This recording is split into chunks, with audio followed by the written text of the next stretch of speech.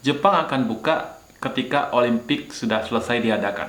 Ya, saya ulangi, Jepang akan buka ketika Olimpik sudah selesai diadakan.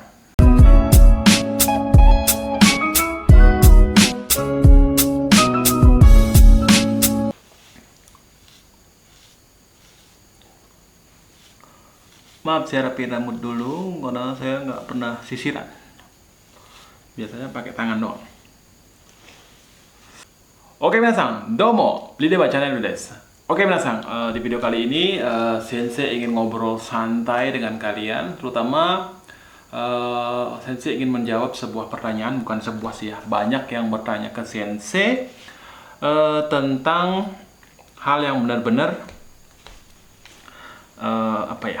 benar-benar susah dijawab, ya. Nah, di sini banyak banget yang menanyakan ke Sensei, kapan sih Jepang itu buka? Nah, kapan sih Jepang akan menerima kembali anak-anak magang dari Indonesia? Kapan sih Jisuse yang sudah menunggu sekian lama bisa berangkat ke Jepang? Sebenarnya Sensei di sini tidak mau menjawab ya, karena Sensei juga tidak tahu jawaban pastinya. Nah, di sini banyak juga argumen-argumen yang Sensei dengar, dan kita lihat juga mungkin di grup-grup sudah di-share-share juga di situ. Pertama, ada yang mengatakan bahwa Jepang akan buka ketika Olimpik sudah selesai diadakan.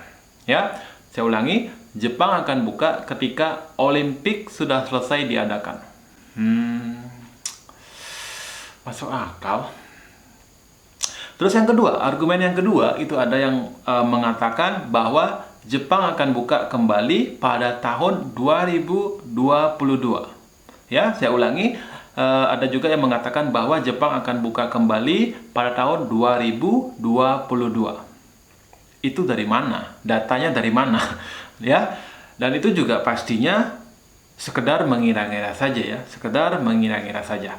Nah, terus ada juga mungkin saking keselnya, saking lamanya menunggu, saking kesel, udah nggak sabar, akhirnya emosi keluar. Jadinya yang berbicara adalah emosinya.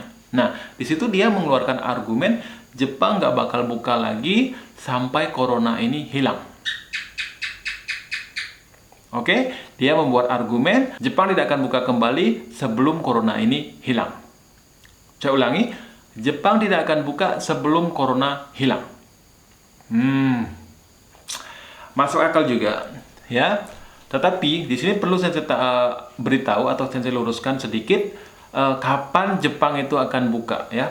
Kapan Jepang akan buka? Sebenarnya di sini sampai saat ini Sensei pikir tidak ada yang tahu. Tidak ada yang tahu kapan Jepang ini akan buka kembali atau akan menerima siswa-siswa atau para pemagang atau para jisuse atau tokutegino dan sebagainya untuk bisa masuk ke Jepang. Seperti dulu ya, seperti dulu, dengan catatan seperti dulu ya. Karena mungkin juga sekarang juga masih bisa ke Jepang itu dengan catatan visanya benar-benar khusus banget ya, benar-benar urgent banget. Mungkin ini juga mungkin, itu juga ngomongnya tanpa data. Ini mungkin juga ya, karena beberapa hari yang lalu Sensei melihat temannya itu bisa berangkat ke Jepang. Saya tanya, kenapa kamu bisa berangkat ke Jepang? Ini bisa menggunakan, saya bisa ke Jepang itu bisa karena menggunakan visa urgent atau yang benar-benar sangat mendesak sekali. Nah, seperti apa itu Sensei juga nggak ngobrol secara detail juga tidak. Nah, di sini apa sih yang mau disampaikan? Saya mau menyampaikan di sini bagi kalian yang benar-benar sudah menunggu ya untuk bisa ke Jepang, mungkin sudah lulus interview, mungkin sudah memperpanjang visa sampai 2 sampai 3 kali, mungkin sudah memperpanjang visanya tapi nggak kunjung berangkat. Pasti sakit di sini ya, pasti kecewa, sudah pasti kesel juga sudah pasti, dan tentunya uang juga sudah pasti banyak yang dihabiskan. Nah, di sini mungkin ada beberapa orang yang benar-benar kesel. Nah, di sini mungkin mereka ingin mengambil kesimpulan atau mengambil keputusan, oke deh, gue berhenti aja. Jadi gue berhenti aja. Jadi mengundurkan diri saja, ya, jadi ke Jepang.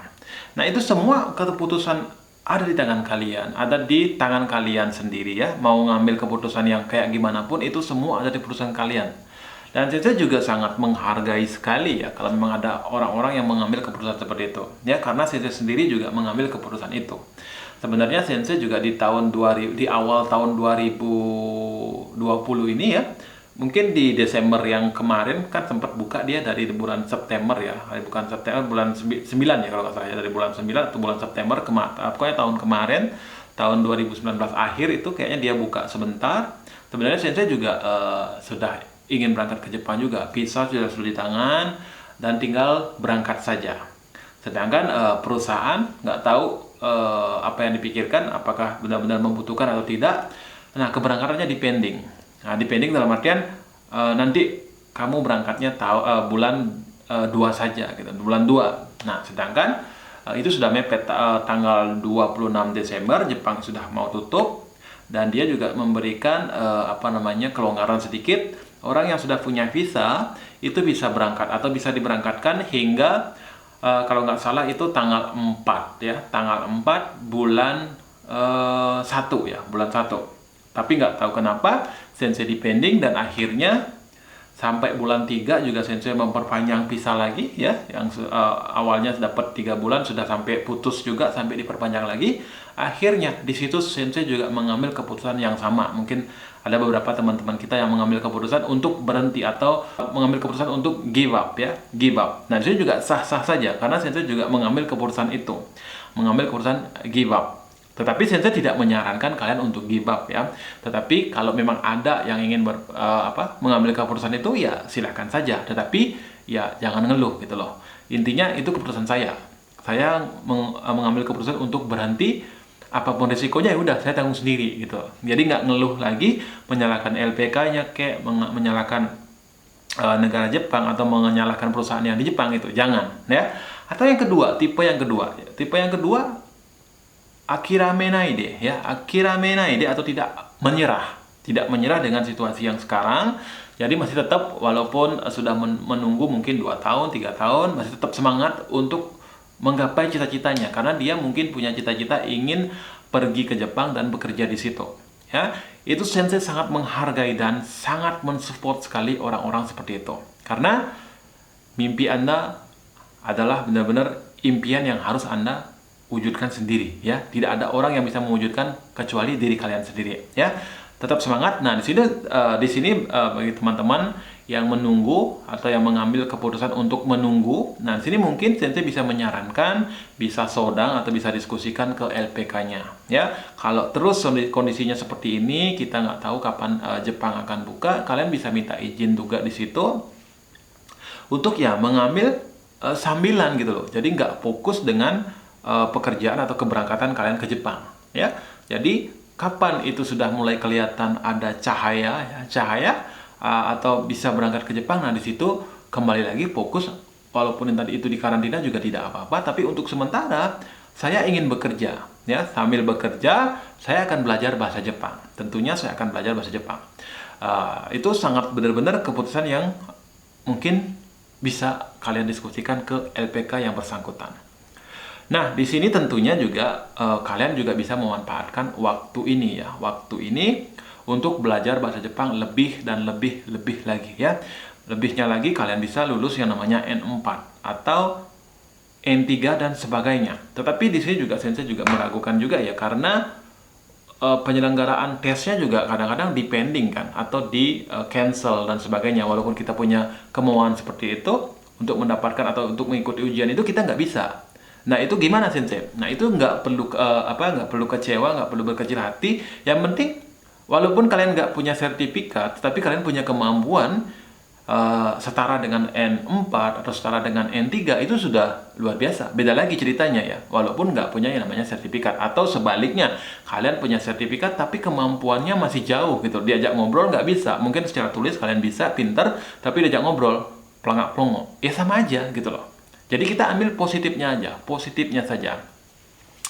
Nah, itu juga sangat bagus banget ya menurut Sensei. Dan tentunya tetap jaga kesehatan kalian. Nah, yang terakhir bagi kalian yang banyak juga ini pertanyaan ke Sensei. Sensei, saya mau masuk LPK. Untuk saat ini LPK yang bagus mana sih yang bisa memberangkatkan saya cepat? Nah, mungkin semua orang juga ingin berangkat ke Jepang itu secara cepat, secara instan ya. Sekarang daftar, minggu depannya udah berangkat. Cuma dengan kondisi sekarang ini, Sensei nggak nyaranin kalian masuk LPK A, masuk LPK B, dan sebagainya. Karena LPK yang punya nama saja, yang sudah terkenal dan memang benar-benar punya SO, itu nggak bisa ngeberangkatin sekarang gitu loh. Nah, makanya di sini saya punya saran bagi kalian atau teman-teman atau anak-anak atau adik-adik yang baru yang ingin mendaftar ke LPK, Sensei saranin ya, kalau kalau memang benar-benar bisa ya. Ini cuma sekedar saran. Jadi semua keputusan ada di tangan kalian. Jadi Sensei jangan disalahkan nanti ya. Jadi ambil keputusan kalian sendiri. Ini cuma saran. Nah, saran Sensei terutama bagi kalian yang punya ekonomi pas-pasan ya. Nah, daripada kalian membayar 5 juta di LPK dan setelah itu kalian terikat untuk belajar di sana, Sensei pikir lebih baik kalian pending dulu untuk daftar ke LPK-nya, walaupun sekarang juga sudah banyak job-job, ada interview di sini, interview untuk pengolahan makanan, interview untuk pertanian dan sebagainya. Nah, itu juga kita nggak tahu kapan berangkatnya ya. Jadi mending kalian belajar sendiri dulu, belajar secara otodidak ya, membeli buku-buku yang benar-benar yang digunakan di LPK mungkin seperti Minano Nihongo, seperti Minano Nihongo 1 dan 2 atau buku yang lain ya, buku yang lain. Atau bisa juga kalian belajar dari channel-channel YouTube yang benar-benar bisa memberikan pengertian yang bisa kalian tangkap dengan baik gitu loh. Daripada kalian masuk LPK bayar 5 juta, mending belajar sendiri dulu atau belajar secara otodidak dulu.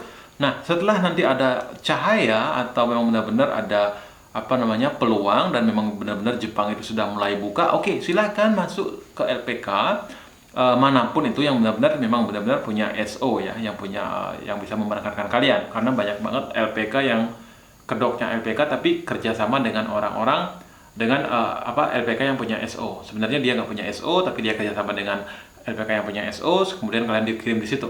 Jadi nanti bayarnya double. Pertama kena di LPK, kemudian dikirim lagi ke LPK yang akan memberangkatkan kalian, itu kena lagi gitu loh. Makanya benar-benar harus pintar memilih yang namanya LPK. Pilihlah LPK yang benar-benar bisa memberangkatkan, yang punya track record yang benar-benar bagus ya. Itu pesan Sensei bagi kalian yang baru ya, anak-anak baru yang ingin mendaftar ke LPK. Silahkan saja kalau mau mendaftar, silahkan juga. Tetapi bagi kalian yang benar-benar ekonominya pas-pasan, mending belajar secara otodidak dulu sambil menunggu situasi benar-benar kondusif. Jadi kalian tidak digantung oleh LPK manapun ya. Nanti kalau memang benar-benar ada kesempatan, kalian bisa langsung mencari LPK yang benar-benar bisa memberangkatkan kalian. Oke, minasan. Jadi pembahasan hari ini cukup dulu sampai di sini. Mudah-mudahan video ini bermanfaat dan bisa memotivasi kalian untuk mengambil keputusan. Mau ngambil keputusan yang mana? Itu sekarang terserah kalian. Oke? Terima kasih sudah menonton dan sampai ketemu di video berikutnya. Bye bye. Domo arigatou gozaimashita.